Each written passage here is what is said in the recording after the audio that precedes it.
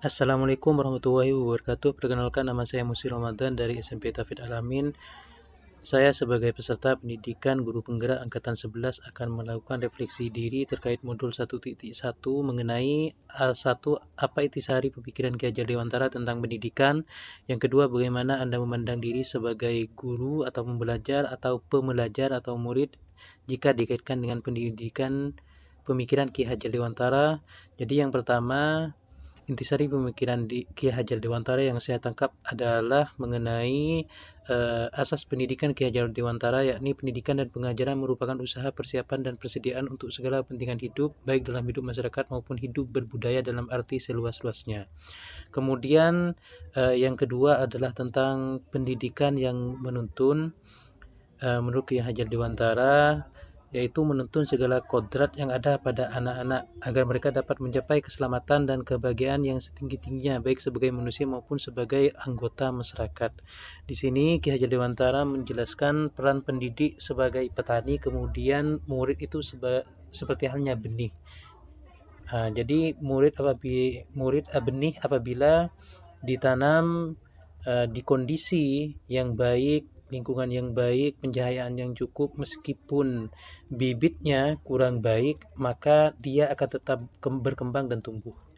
Sedangkan meskipun dia bibit unggul kemudian ditanam di lingkungan yang kurang baik, tidak subur, kekurangan air dan cahaya, maka kemungkinan besar dia tidak akan tumbuh. Jadi artinya di sini bahwa murid jika diibaratkan sebagai benih, maka harus dirawat dengan sebaik-baiknya meskipun benih itu beraneka ragam. Kemudian dalam proses menuntun, anak diberikan kebebasan namun pendidik sebagai pamong dalam memberi tuntunan dan arahan agar anak tidak kehilangan arah. Jadi anak itu meskipun diberi kebebasan seluas-luasnya, pendidik itu harus tetap mengontrol agar tetap di relnya. Seperti itu. Kemudian yang selanjutnya pemikiran tentang kodrat alam dan kodrat zaman. Jadi dalam kodrat alam dan kodrat zaman ini artinya pendidikan itu harus sesuai dengan zaman dan kebutuhan masyarakat, seperti itu. Jadi yang saya tangkap adalah pendidikan itu harus selalu dinamis. Oleh karenanya di Indonesia kita lihat ada seringkali pergantian kurikulum dan lain sebagainya.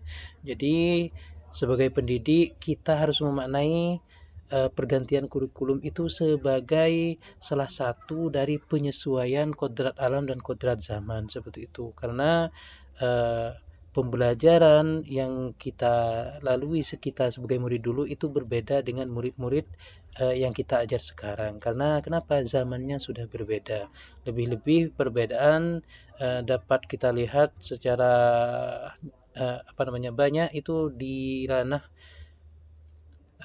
teknologi, seperti itu. Jadi sebagai pendidik itu kita juga harus adaptif terhadap perkembangan teknologi. Kemudian budi pekerti. Budi pekerti jadi yang diharapkan oleh Ki Hajar Dewantara itu selanjutnya adalah budi pekerti.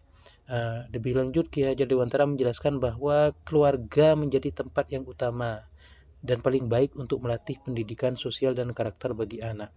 Jadi budi pekerti ini tidak hanya tanggungan kita sebagai pendidik, akan tetapi juga tanggungan orang tua dalam pendidikan budi pekerti.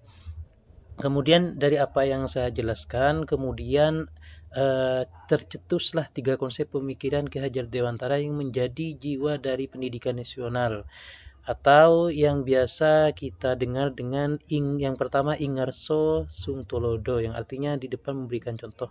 Jadi pendidik di sini harus memberikan contoh atau teladan yang baik atau budi pekerti yang baik kepada peserta didik. Yang kedua, Ingmatia Mangun Karso, yang artinya di tengah memberi ruang ide.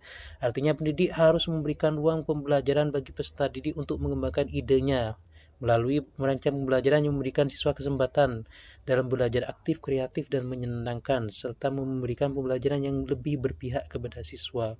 Kemudian yang ketiga adalah tuturi handayani, artinya di belakang memberikan dorongan.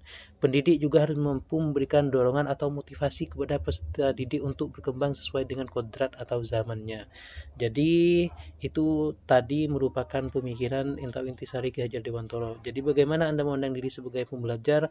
Kita sebagai pembelajar menurut Ki Hajar Dewantara sementara, dan saya sendiri yang saya simpulkan saya sendiri adalah kita harus selalu upgrading skill atau adaptif terhadap perkembangan zaman.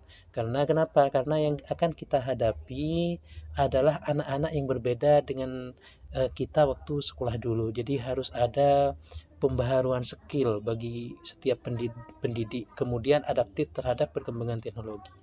Dengan adanya pendidikan guru penggerak ini sebetulnya kesempatan bagi kita semua untuk mengenal lebih baik dari tata cara pembelajaran, kemudian pemikiran Ki Hajar Dewantoro, seperti itu. Jadi kita maksimalkan pendidikan profesi guru, semoga kita menjadi pembelajar atau pendidik seutuhnya, seperti itu. Mungkin hanya itu refleksi dari saya. Saya akhiri. Terima kasih. Wassalamualaikum warahmatullahi wabarakatuh.